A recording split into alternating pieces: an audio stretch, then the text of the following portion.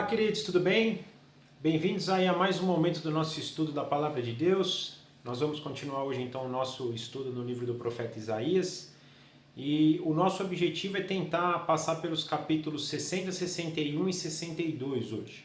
Mas antes vamos orar, pedir a direção de Deus para esse momento, para que a gente possa absorvê-lo da melhor maneira possível.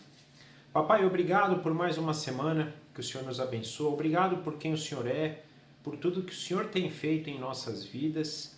Nós hoje podemos estar aqui diante do Senhor, diante da Tua Palavra, porque um dia o Seu Santo Espírito nos alcançou, abriu os nossos olhos para que crescêssemos no Evangelho, e tudo isso só foi possível porque o Seu Filho, o nosso Senhor e Salvador Jesus Cristo, deixou a glória de Deus aos seus cuidados e veio a esse mundo se tornando carne, sofrendo pelos nossos pecados, carregando sobre si as nossas enfermidades, levando na cruz a condenação da sua ira e da sua justiça que era para nós, mas foi derramada sobre ele. Muito obrigado, Senhor Jesus, por tua obra. Obrigado, Espírito Santo, por abrir os nossos olhos. Obrigado, Papai, por nos escolher para sermos teu povo. Nós estamos aqui agora diante do Senhor para conhecer mais do Senhor. Mas isso nós só conseguimos se o Senhor nos revelar, se o Seu Santo Espírito agir em nosso coração, em nossa mente, em nossos ouvidos, para que nós possamos, com o entendimento que vem do Senhor, transformar o nosso coração, transformar a nossa mente, transformar o nosso entendimento, para praticarmos isso aqui, para já fazermos que o Seu reino seja visto aqui nessa terra e o Seu nome seja glorificado por tudo isso. Por favor, nos dirija nesse momento, nos encha com a sua sabedoria, com o seu entendimento e com o seu amor. É o que nós te pedimos e te agradecemos em nome do nosso Senhor Jesus Cristo. Amém. Queridos, hoje essa passagem dos 60, 61 e 62, ela é fantástica como tudo que a gente tem dito, né? Acho que cada aula que eu começo eu falo que vai ser fantástico, porque realmente, quando a gente começa a se deliciar na Bíblia, ela se torna toda ela fantástica. A gente vai pegar um trecho para estudar, aquele trecho ele se torna o mais fantástico. Talvez eu vá correr um pouquinho aqui pelos capítulos, né, ler de forma mais rápida e investir um tempo, né, não tão longo em cada um deles para tentar ler, mas eu acho importante a gente ver esses três capítulos hoje, porque eles acabam tendo uma conexão, então acho que é legal, e a gente vai ter assuntos que são correlatos, né? Então é importante isso. Para isso eu gostaria de começar pelo 60, e eu vou ler o capítulo 60 em uma vez só, né? Então ele começa no versículo 1 e vai até o versículo 22. Capítulo 60, então, do profeta Isaías. A palavra de Deus nos diz assim: levante-se, refulja, porque chegou a luz e a glória do Senhor raia sobre você. Olhe, a escuridão cobre a terra, densas trevas envolvem os povos, mas sobre você raia o Senhor, e sobre você se vê a sua glória. As nações virão à sua luz, e os reis do fulgor ao seu alvorecer. Só a gente deu até o 3 aqui só para facilitar o entendimento de vocês aqui. Deus então está falando sobre Jerusalém, tá? Só para clarear um pouco o entendimento de vocês. E aí nós estamos falando aqui da nova Jerusalém, né? Da Jerusalém restaurada pelo Senhor. Então, versículo 4. Olhem ao redor e vejam. Todos se reúnem e vêm a você. De longe vêm os seus filhos, e as suas filhas vêm carregadas nos braços. Então você o verá e ficará radiante. O seu coração pulsará forte e se encherá de alegria, porque a riqueza dos mares será trazida a você. E a você virão as riquezas das nações. Manadas de camelos cobrirão a sua terra, camelos novos de Midian e de Efá. Virão todos os de Sabá, carregando ouro e incenso e proclamando o louvor do Senhor. Todos os rebanhos de Quedar se reunirão junto de você, e os carneiros de Nebaiote a servirão. Serão aceitos como ofertas em meu altar, e adornarei o meu glorioso templo. Quem são estes que voam como nuvens, que voam como pombas para os seus ninhos. Pois as ilhas esperam em mim.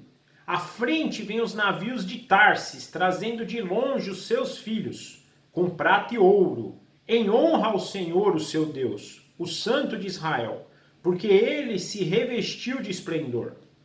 Estrangeiros reconstruirão seus muros, e seus reis a servirão. Com ira eu a feri, mas com amor mostrarei a você compaixão. As suas portas permanecerão abertas, jamais serão fechadas, de dia e de noite, para que tragam a você as riquezas das nações, com seus reis e sua comitiva. Pois a nação e o reino que não a servirem perecerão, serão totalmente exterminados. A glória do Líbano virá a você. Juntos virão o pinheiro, o abeto e o cipestre, para adornarem o lugar do meu santuário. E eu glorificarei o local em que pisam os meus pés. Os filhos dos seus opressores virão e se inclinarão diante de você. Todos os que a desprezam se curvarão aos seus pés e a chamarão de cidade do Senhor, Sião do Santo de Israel. Em vez de abandonada e odiada, sem que ninguém quisesse percorrê-la, farei de você um orgulho, uma alegria para todas as gerações. Você beberá o leite das nações e será amamentada por mulheres nobres. Então você saberá que eu, o Senhor, sou o seu Salvador, o seu Redentor, o poderoso de Jacó. Em vez de bronze eu trarei a você ouro, e em vez de ferro, prata, e em vez de madeira eu trarei a você bronze, e em vez de pedras, ferro. Farei da paz o seu dominador, da justiça o seu governador. Não se ouvirá mais falar de violências em sua terra, nem de ruínas e destruição dentro de suas fronteiras. Os seus muros você chamará salvação, e as suas portas louvor. O sol não será mais a sua luz de dia, e você não terá mais o brilho do luar, pois o Senhor será a sua luz para sempre, e o seu Deus será a sua glória. O seu sol nunca mais se porá, e a sua lua nunca mais desaparecerá, porque o Senhor será a sua luz para sempre, e os seus dias de tristeza terão fim. Então todo o seu povo será justo, e possuirá a terra para sempre. Ele é o renovo que plantei, obra das minhas mãos, para manifestação da minha glória. Pois o pequenino se tornará 1000, o menor será uma nação poderosa. Eu sou o Senhor, na hora certa farei que isso aconteça depressa. Então até aqui, capítulo 60 da palavra de Deus, no livro do profeta Isaías. Nós, fazendo uma retrospectiva, nós temos que lembrar que essa passagem então está dentro de uma parte desse livro que a gente tem lido como a parte da salvação, que vem do capítulo 40 até o 66. Na verdade a gente fala de salvação, mas ela vai falar muito também, ela vai enfatizar muito essa questão futura da glória do povo, da glória da terra, desculpa, eu mexi um pouquinho aqui, da glória da terra, né, da glória do Senhor reinando sobre os seus escolhidos e sobre tudo que ele vai fazer no final dos tempos para a restauração de todas as coisas. Não que a gente não tenha visto isso nas passagens também do capítulo 1 para frente, mas a ênfase, como da mesma forma a gente vê julgamento aqui de forma menor e salvação nessa passagem do 40 para frente, também do 1 até o 39 a gente vê mais ênfase em julgamento, mas também mostrando um pouquinho da salvação e da restauração final, né, do futuro do povo. Mas essa passagem que a gente vê hoje está claramente direcionada ao futuro, e especificamente aqui ele faz uma jogada para a cidade de Jerusalém. Quando a gente lê, parece que ele está falando para uma pessoa, né? Ele fala, olha, você vai ser isso, vai acontecer isso, vão vir, as pessoas vão te glorificar, você vai ser restaurado. Então parece que ele está falando de uma pessoa, e Deus trata Sião, Deus trata Jerusalém e Sião, sempre que a gente ouve Sião, né, a gente vai trazer Jerusalém. Ele trata como a menina dos seus olhos, como a sua noiva. A gente até vai ver isso no capítulo 62, que Jerusalém é tratada como uma noiva por Deus. Tamanho é o amor, tamanho é o apreço que Deus tem por Jerusalém e pelo povo que está ali, pela sua criação. E aqui ele está trazendo para a gente uma imagem maravilhosa, que é uma imagem de restauração e de glorificação plena da cidade santa. Restauração que vem depois de uma vingança, e aí a gente não pode tirar de mente que o primeiro povo que Isaías foca aqui, mais uma vez a gente vai entrar naquela discussão de quando foi escrito, mas vamos imaginar que quando Isaías escreveu ainda não tinha sido destruída Jerusalém, mas ele já estava escrevendo para preparar o povo que viria depois dessa destruição, mostrando que mesmo que a cidade estava sendo destruída, ou seria destruída, porque ele fala dessas profecias de destruição, e também para o povo que depois fosse ler isso, ou se ele escreveu, ou se foi alguém que escreveu realmente depois do cativeiro, para trazer esse ânimo para o povo, que apesar da cidade naquele momento ali estar destruída, arrasada, né, ter sido subjugada pela Babilônia, pelos inimigos, né, ter sido destruído o templo do Senhor, que era o templo de Salomão, ter sido destruído, um dia a glória seria restabelecida, seria devolvida, e uma glória muito maior do que aquela Jerusalém, né? A gente percebe aqui Deus falando que povos virão, povos trarão as riquezas, reis se curvarão diante dela, né? Os opressores vão se curvar, ou seja, deixando aqui pra gente essa mensagem que nada vai deixar de glorificar essa obra de Deus por meio da Cidade Santa, por meio da Nova Jerusalém. É tão maravilhoso isso, inclusive ele fala aqui de novo, que a gente vê isso em Apocalipse, que o próprio Deus morará lá. Não haverá, lembra que em Apocalipse ele fala, e aqui de novo, não haverá sol, não haverá lua para iluminar, porque o Senhor será a luz da cidade. A cidade que estava em trevas naquele momento, um dia seria uma cidade de resplendor, de luz, porque o próprio Deus habitaria dele. Em outras palavras, queridos, a casa de Deus. Não consigo ler sobre Nova Jerusalém e não pensar na casa de Deus, no trono de Deus. A gente tem, inclusive aí, tem uma discussão escatológica sobre a Nova Jerusalém, sobre o Éden. Eu penso que é o Éden restaurado. E aí eu penso isso em que sentido? Porque o Éden também era um lugar perfeito antes da queda. Mas principalmente pela menção que ele faz da árvore da vida, né? A gente vê lá que no Éden ele fala da árvore da vida, que a árvore da vida estava no Éden, os rios saíam dela. E aqui a gente vai ver também que é um lugar onde céus e terra convergem. Onde o governo do céu domina. O governo do céu, quando a gente fala domina, é domínio total e pleno. Não que Deus domina sobre tudo hoje de forma celestial, né? Mas o governo da terra hoje, depois da queda de Adão, passou a um domínio satânico, né? Que um dia vai ser restaurado, onde céus e terras farão a mesma coisa, serão perfeitos, convergirão plenamente. Se Deus quiser, tudo aqui vai convergir para a vontade dele. Nada foge. Tanto é que a gente vai lembrar da história de Jó.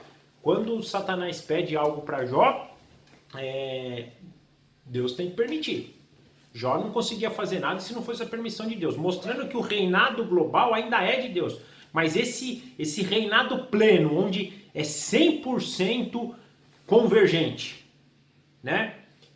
Jesus, quando ora o Pai Nosso, fala que seja feita a sua vontade, assim na terra como no céu, que venha sobre nós o teu reino, que é exatamente essa restauração, porque uma vez que o homem peca por meio de Adão, seu representante, há uma quebra disso, e Deus respeita isso, Deus permite isso, mas ele um dia vai restaurar para que volte essa convergência.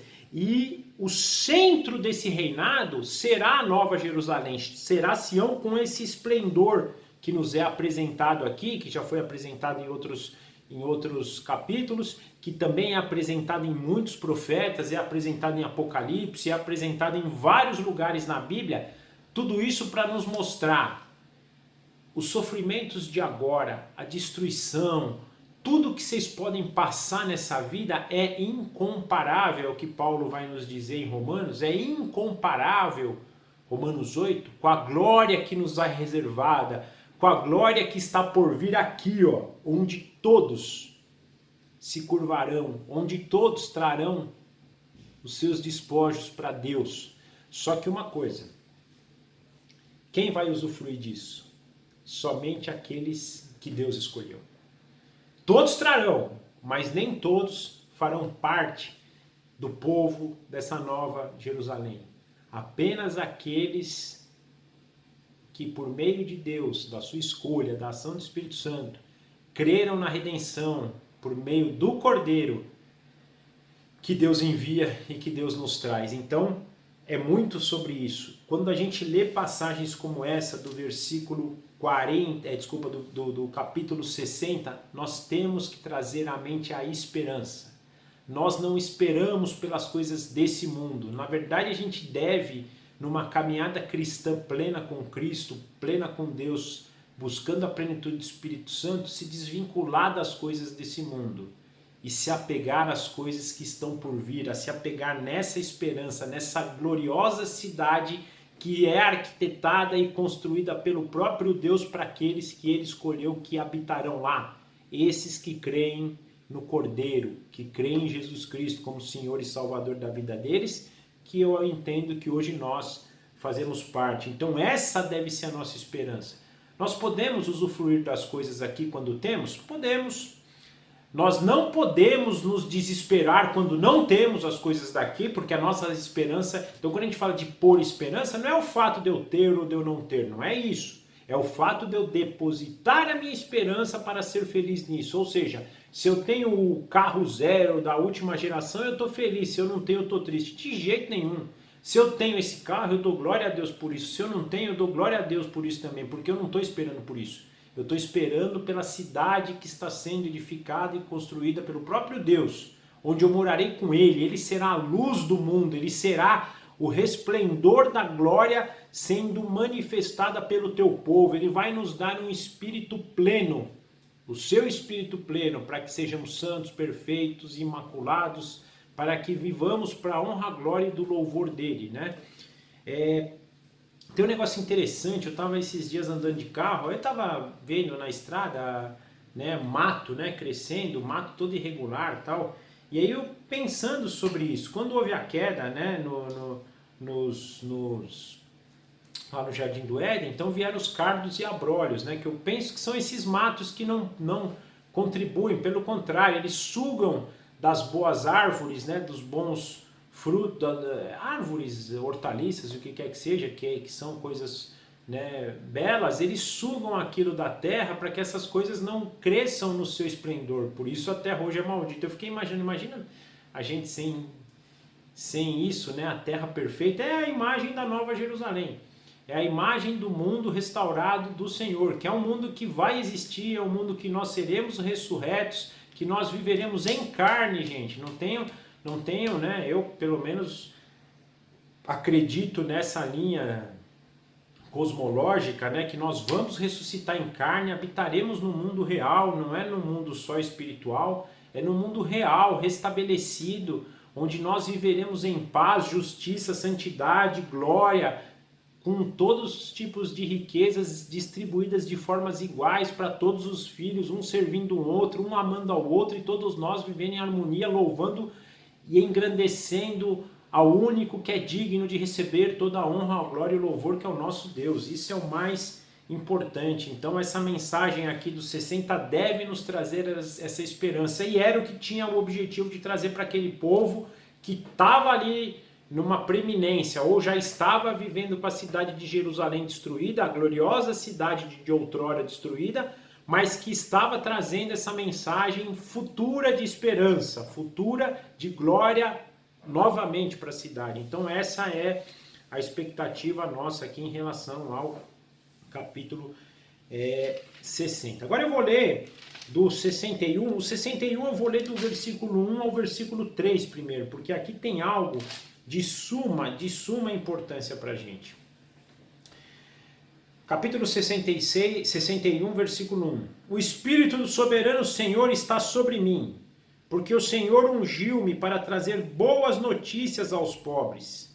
Enviou-me para curar os que estão com o coração quebrantado, anunciar a liberdade aos cativos e libertação das trevas aos prisioneiros, para proclamar o ano da bondade do Senhor e o dia da vingança do nosso Deus, para consolar todos os que andam tristes e a dar a todos os que choram em Sião uma bela coroa em vez de cinzas, o óleo de alegria em vez de pranto, e um manto de louvor em vez do espírito deprimido.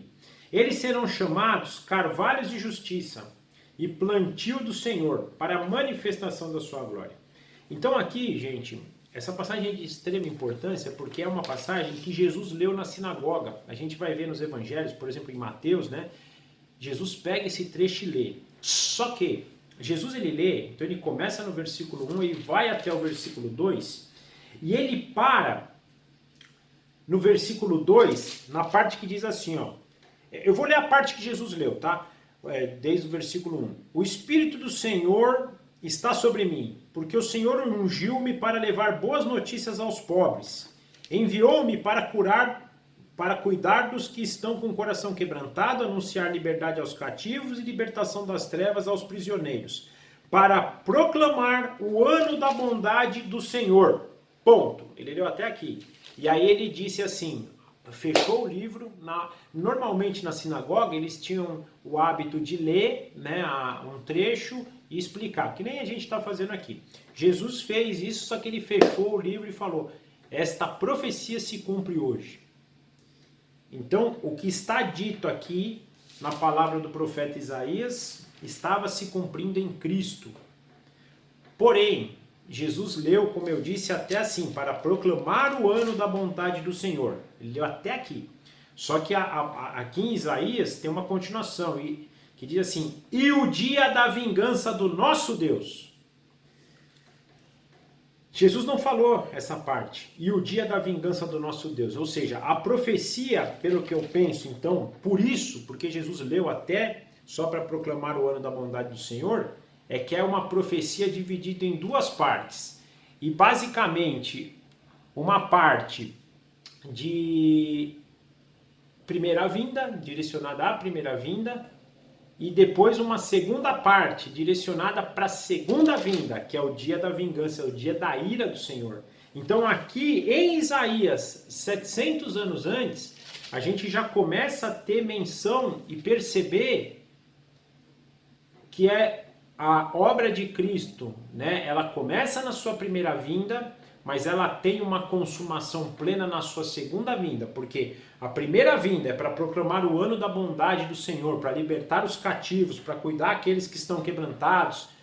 E a segunda vinda, na verdade, ela vem para aí sim consumar e trazer essa glória, né? O dia que Deus determinou para julgar todos os povos, raças, tribos e nações, chamar os seus escolhidos, condenar aqueles que não são do teu povo, e aí sim restaurar todas as coisas e devolver, né, para o mundo a glória que era antes da queda do homem. Isso é importante para a gente. Agora, uma coisa interessante aqui, aí vem essa questão da glória e da graça de Deus, né, quando ele fala de proclamar o ano da bondade. O que era isso? Na lei de Israel, a gente vê, se não me engano, acho que é capítulo 25 de Levíticos, versículo 10 a 12, eu vi isso, né, até li recentemente sobre isso, mas eu esqueci de trazer para vocês aqui, mas eu acho que é isso, é Levítico 25, de 10 a 12, se não vocês procuram depois, que é importante ver, o ano, aqui a minha Bíblia fala em ano da bondade, mas tem outras Bíblias que falam ano aceitável do Senhor,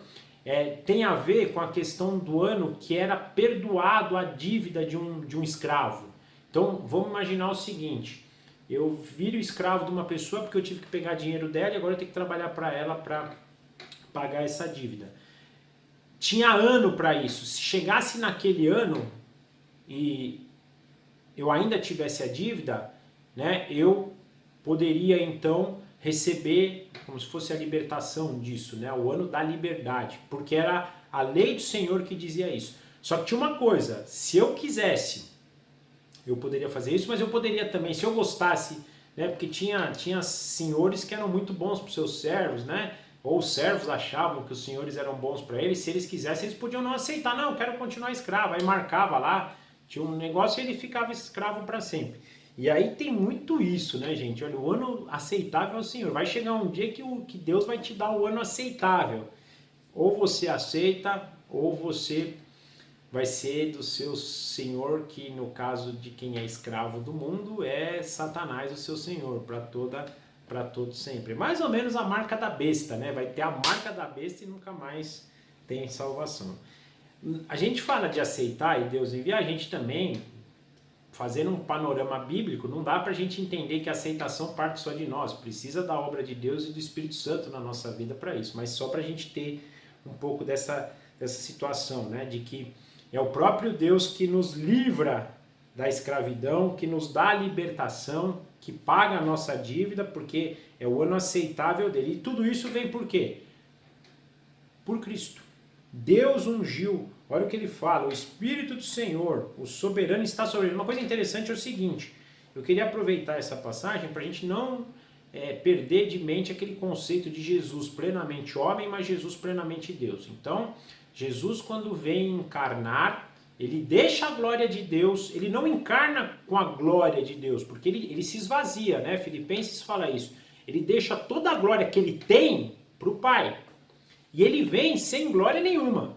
Ele vem como um homem. Tanto é que ele aprende as coisas, ele tem as nossas fraquezas, ele podia morrer de doença, podia ter, ele vem com as nossas, porque ele se esvaziou plenamente. Ele não vem como Deus, ele foi perfeito porque ele era Deus, ele foi homem com todos nós. Mas por que, se ele foi homem com todos nós e não tinha a glória de Deus, ele conseguiu cumprir a missão? Porque o Espírito de Deus, o Espírito Santo era pleno em Cristo. E por que isso é importante? Porque é o que nós vamos ser. Nós não vamos ser Deus, nós não vamos ter a glória de Deus como o próprio Deus, mas nós vamos ser plenos, perfeitos e imaculados como Cristo foi, porque o Espírito de Deus repousará sobre nós. E aí, na ação do Espírito de Deus sobre nós, nós seremos perfeitos. E Cristo foi perfeito em sua obra, mesmo tendo todas as fraquezas humanas, porque o Espírito estava sobre ele. Então, quem capacitou Cristo? Daí o ciúme de Cristo por Espírito. Gente, a gente pode negligenciar Cristo, a gente pode negligenciar o Pai, mas não pode o Espírito. O único pecado que não tem perdão, é blasfêmia contra o Espírito. Tamanha é o que Cristo sente pelo Espírito, que o Pai sente, porque é o Espírito. E o Espírito sente pelo Pai e pelo Filho também, né? Uma dinâmica perfeita entre a Trindade, mas é isso, é porque é um ali dentro de cada um na obra da salvação, e mostrando também que a obra da salvação, ela é uma obra plena da Trindade. O Pai escolhe para que o Filho seja a justificação, capacitado pelo Espírito. Não tem, Cristo nos deu a salvação sozinho? Não deu. Cristo deu porque o Pai determinou e o Espírito o capacitou para fazer, porque naquele momento que ele estava fazendo a obra de Deus, ele estava pleno do Espírito Santo, porque ele tinha deixado a glória de Deus para o Pai. Ele se esvaziou para virar homem e vir. O entendimento que eu tenho. Então essa questão é importante a gente saber, né, do Espírito, da ação, da obra do Espírito, e a obra que estava em Cristo, e a obra que Cristo fez foi capacitada então para o Espírito. Então a gente vê aqui a menção da primeira vinda de Cristo e da segunda vinda, que é uma obra maravilhosa, né? Consolar aqueles que choram, para trocar a tristeza, quando ele fala de cinzas aqui, aquela, né, a contrição, né? A gente percebe no Antigo Testamento, quando eles tinham alguma coisa que eles ficavam muito chateados, tristes, eles rasgavam as vestes, se enchiam de cinzas, né? Botavam roupas de pano para mostrar o quanto eles estavam arrependidos. Então ele vai trocar, Deus vai tirar esse arrependimento, vai nos... né? É mais ou menos aquela questão do filho pródigo, quando o pai vê o filho pródigo vindo, ele vem, o filho está ali na frente do pai quebrantado, eu pequei contra o céu, pequei contra... Vem cá, filho, eu tô te abraçando agora, traz roupa, põe, dá festa. É isso, é isso que Deus faz para a nossa vida, né? Traz essa transformação, a manifestação da glória de Deus na nossa salvação. Termina, né, o versículo 3 falando isso, tudo isso mediante essa obra de Cristo. Mas avançando então agora do versículo 4 até o versículo 11, eles reconstruirão as velhas ruínas e restaurarão os antigos escombros, Renovarão as cidades arruinadas, que têm sido devastadas de geração em geração. Gente de fora vai pastorear os rebanhos de vocês. Estrangeiros trabalharão em seus campos e vinhas, mas vocês serão chamados sacerdotes do Senhor, ministros do nosso Deus. Vocês se alimentarão das riquezas das nações, e do que era o orgulho deles, vocês se orgulharão. Em lugar da vergonha que sofreu, o meu povo receberá porção dupla, e em vez de humilhação, ele se regozijará em sua herança, pois herdará porção dupla em sua terra, e terá alegria eterna. Porque eu, o Senhor, amo a justiça e odeio o roubo e toda a maldade. Em minha fidelidade os recompensarei, e com eles farei aliança eterna. Seus descendentes serão conhecidos entre as nações e a sua prole entre os povos. Todos os que virem reconhecerão que eles são um povo abençoado pelo Senhor. É grande o meu prazer no Senhor. Regozija-se minha alma em meu Deus, pois ele me vestiu com as vestes da salvação e sobre mim pôs o manto da justiça. Qual noivo que adorna a cabeça como um sacerdote? Qual noiva que se enfeita com joias? Porque assim como a terra faz brotar a planta e o jardim faz germinar a semente, assim o soberano, o Senhor, fará nascer a justiça e o louvor diante das nações. Então, uma coisa importante, ele fala lá da restauração da cidade, então a gente vê no 60, fala aqui, né, e ele falou no 60, né, sobre que, no 60:16, então você saberá que eu, o Senhor, sou o seu Salvador, o seu Redentor, o poderoso de Jacó. E aí ele traz, então, nas primeiras passagens do 61, mostrando quem é o Redentor, quem é aquele que Deus enviou, seu Filho, sobre a ação do Espírito Santo, para ser o Redentor, o Salvador. E aí ele vai fazer tudo isso junto com o seu povo, onde tudo será reconstruído. Uma coisa importante, a gente hoje não consegue ter visão clara disso, porque a gente vive hoje uma situação sem perseguição, sem nada, mas imagina essa passagem aqui, gente, aplicada para alguém que vive, né, em perseguição. Imagina isso aqui para os primeiros cristãos lá, que foram perseguidos nos primeiros séculos, ou mesmo na época de Inquisição, aqueles que eram perseguidos, eles terem essa esperança que apesar dos inimigos, apesar das perseguições, apesar da possível injustiça que eles estavam vivendo ou poderiam viver, eles, na verdade, estavam sendo destinados para a glória eterna, a glória que também seria uma glória de reconstrução, uma glória de retribuição. Aqui nessa passagem a gente vê muito essa retribuição. As coisas que as pessoas colocam esperança nesse mundo hoje serão tiradas delas e dadas para o povo de Deus. Na verdade, a gente tem que ter em mente o seguinte, quando Deus reinar sobre tudo, tudo é de Deus, né? Hoje, infelizmente, você tem a divisão dos países, você tem a divisão das cidades, você tem a divisão, né, dos estados, das cidades e das famílias, e cada um tem suas posses. Na verdade, na terra restaurada, a posse é eterna de Deus e é de todos, porque nós somos filhos. Então tudo é nosso. Então tudo que vai ser, todas as recompensas, todas as coisas grandes que se tem, na verdade, serão de todos nós. E ali, como não vai ter desigualdade, não vai ter injustiça, não vai ter o ego, né? Aquela coisa de eu querer para mim, das coisas serem minhas, vai ser nossa. Nós vamos ter prazer em compartilhar o que nós temos com os nossos irmãos. Em contrapartida, os nossos irmãos vão ter prazer de compartilhar conosco. Ou seja, nós viveremos tudo isso, nós estaremos juntos em todas as coisas. Eu vou usar os meus dons para servir os meus irmãos vão usar os dons para servir comigo, vai ser uma coisa perfeita. Nós reconstruiremos tudo isso que foi destruído pela maldade humana, pelo pecado e por tudo que nós vemos nesse mundo. Tudo isso sobre o governo de Deus, sobre o ungido do Senhor, que tem a plenitude do Espírito Santo hoje guiando, e nós teremos essa mesma plenitude para nos dirigir dessa mesma forma.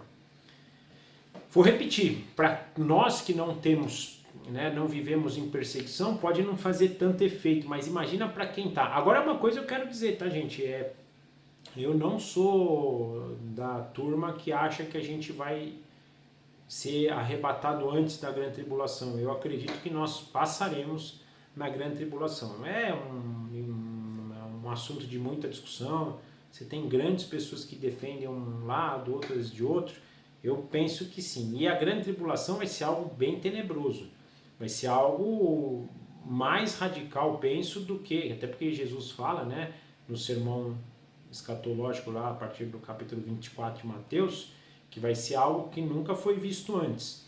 E então você imagina, nos primeiros séculos, né, cristãos foram queimados vivos, mortos nas arenas, decapitados, cerrados no meio. Vai ser pior que isso.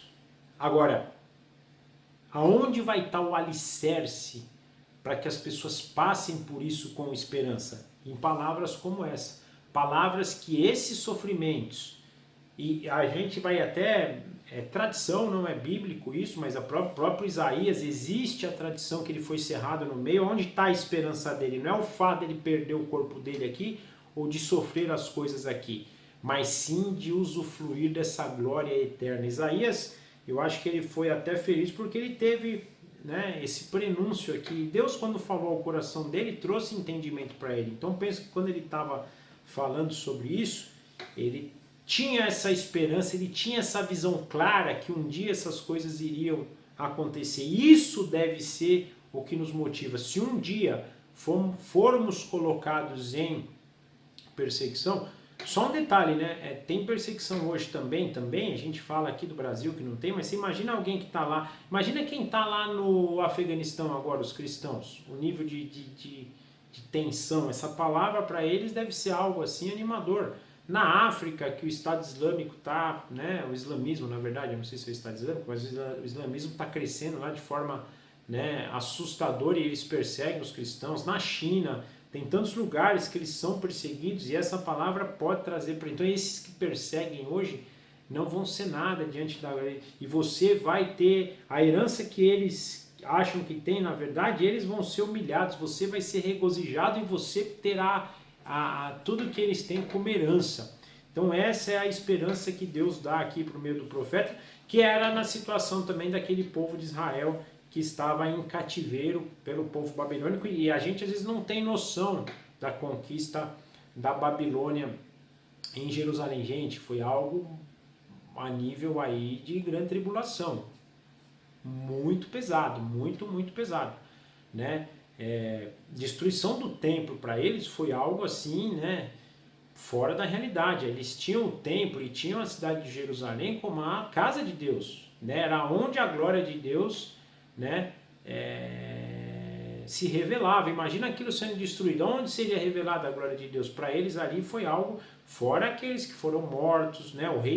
O rei, por exemplo, Zedequias, teve seus olhos furados para não enxergar mais. Eles foram carregados cativos para a Babilônia, acorrentados, muitos acorrentados pelo nariz. Imagina o nível de sofrimento deles.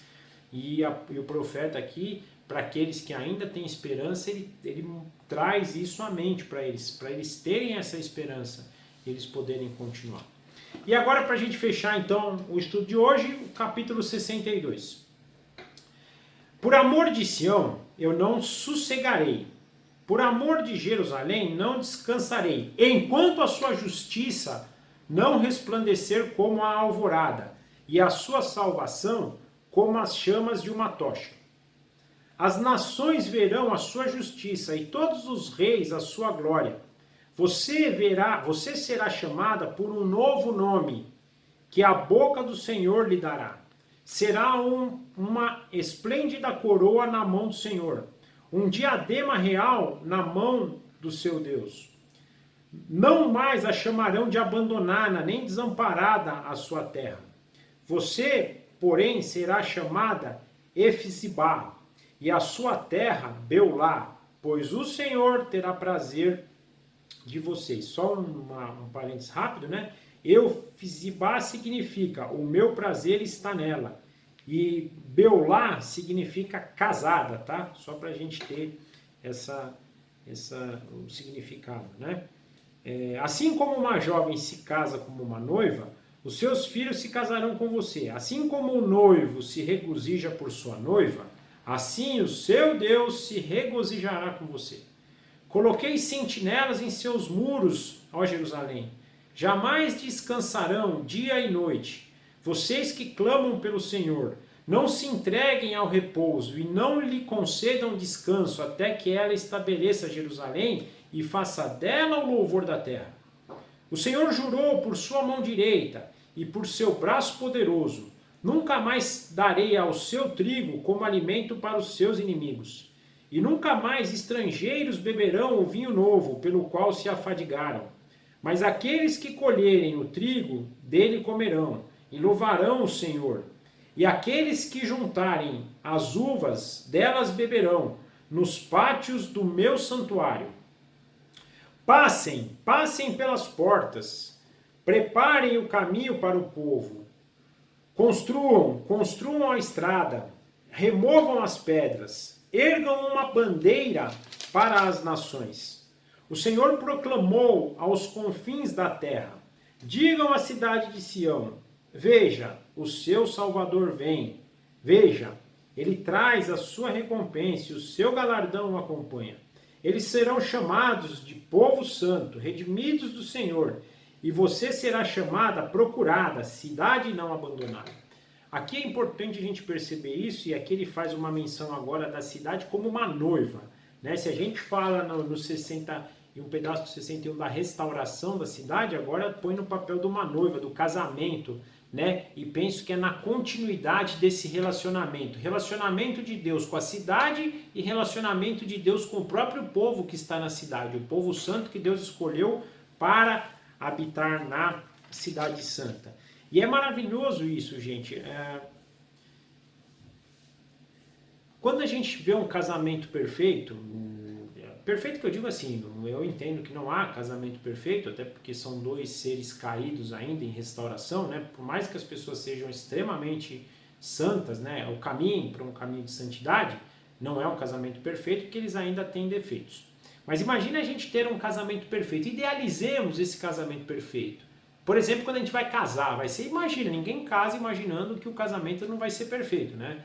A gente casa. E isso é que Deus está nos falando aqui, e o amor de Deus pela cidade é esse amor que hoje, se a gente pode ter alguma coisa parecida, é esse, do preparativo do casamento, né?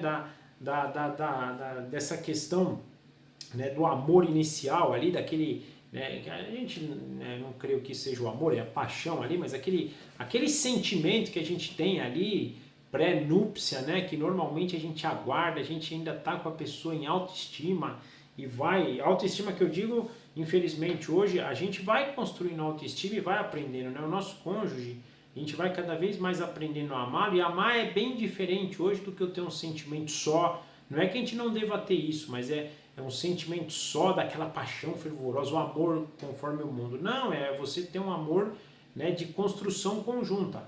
É um amor que nunca vai ser perfeito, vai ser sempre amadurecido, até porque, mais uma vez, nós ainda temos o pecado habitando em nós e muitas vezes nós erramos. Acredito que a gente até erre mais que acerte. Mas a gente tenta reconstruir algo novo, a gente tenta avançar nesse amor para chegar o mais próximo do que Deus espera de um amor, né, melhor, de um amor perfeito. Mas aqui é o amor perfeito de Deus pela cidade, da restauração e do casamento aqui que ele põe para a cidade e a justiça que Deus vai trazer sobre isso. Então, juntando aí com o que a gente viu no capítulo 60, no 61 e 62, essa glória de Sião e a glória do povo de Jerusalém, da cidade santa, que agora vai estar casada, aliançada, em comunhão plena com o seu Criador, com o seu Deus, com o único Deus, o Santo, o Protetor, o Redentor, aquele que vai garantir todas essas coisas. Essa, mais uma vez, palavra esperança. Não tem hoje, vocês perceberam quanto eu repeti esperança hoje?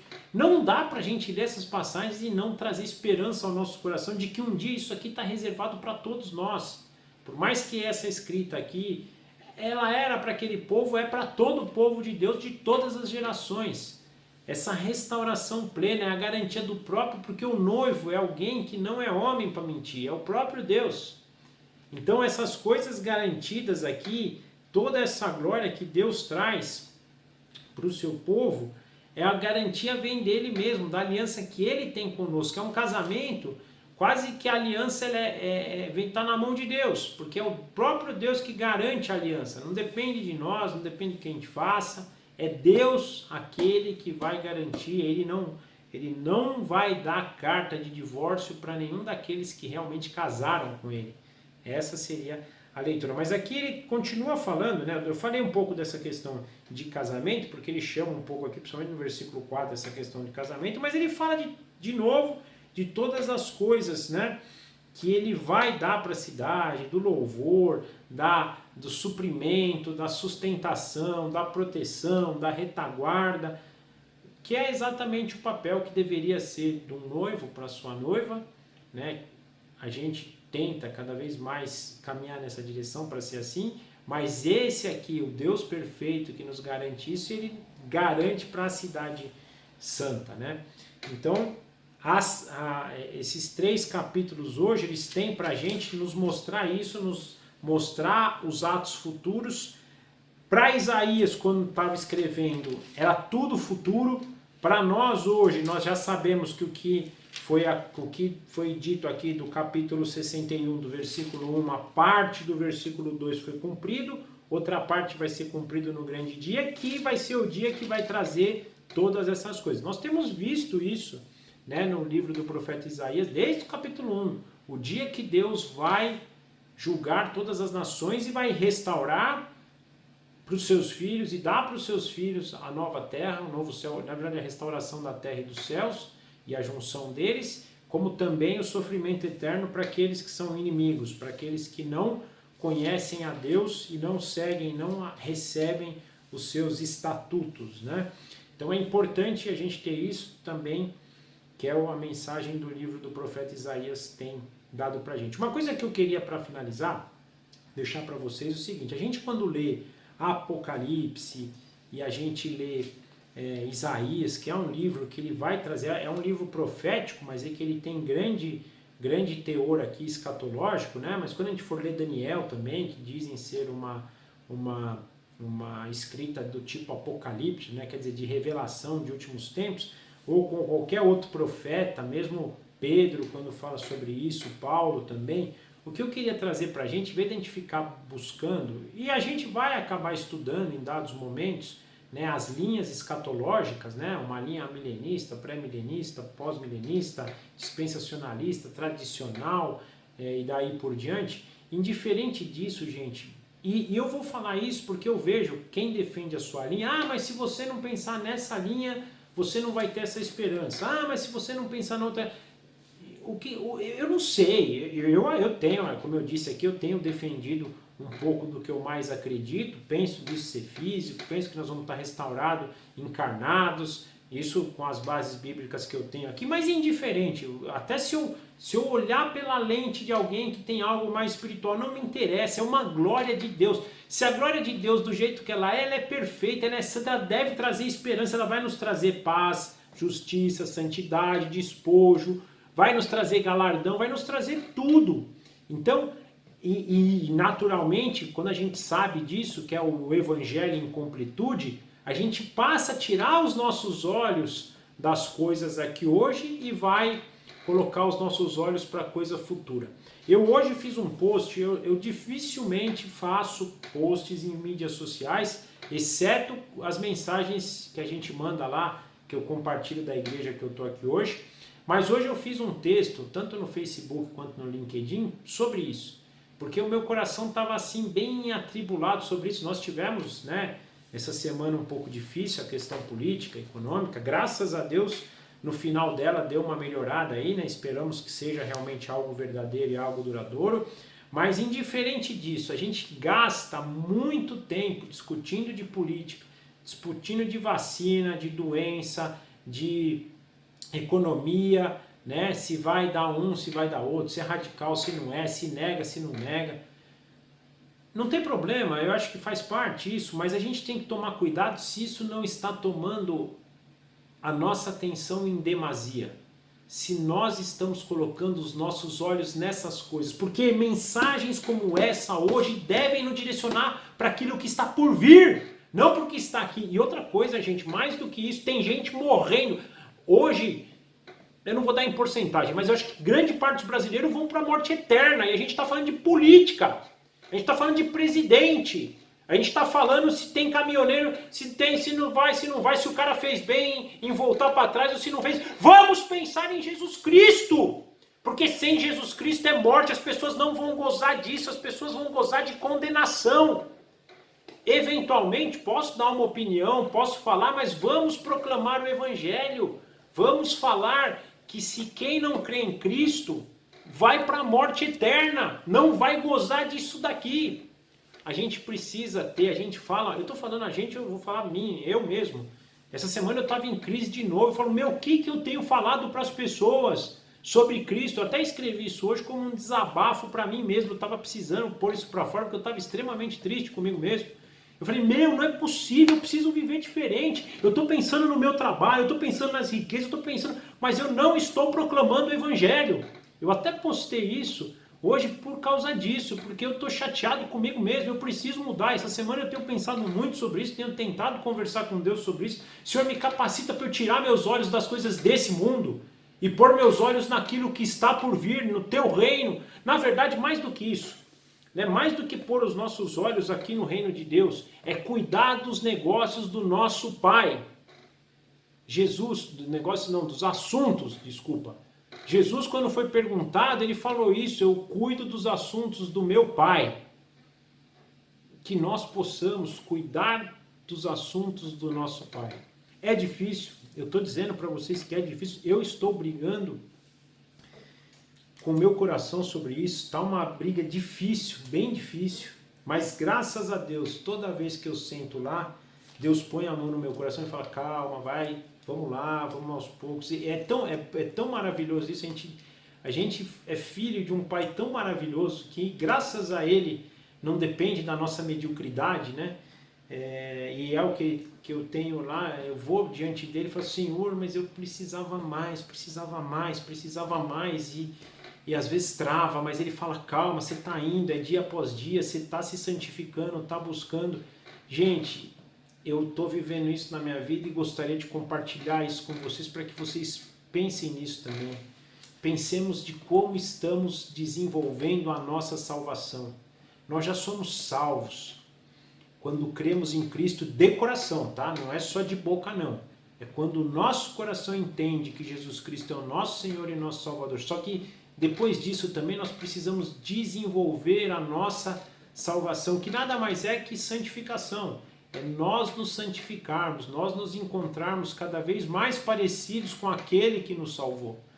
Ele nos chamou para uma nova vida, ele nos tirou da escravidão, para que nós pudéssemos hoje tomar posse da salvação e fazer parte do teu reino. Que a gente possa crer nisso.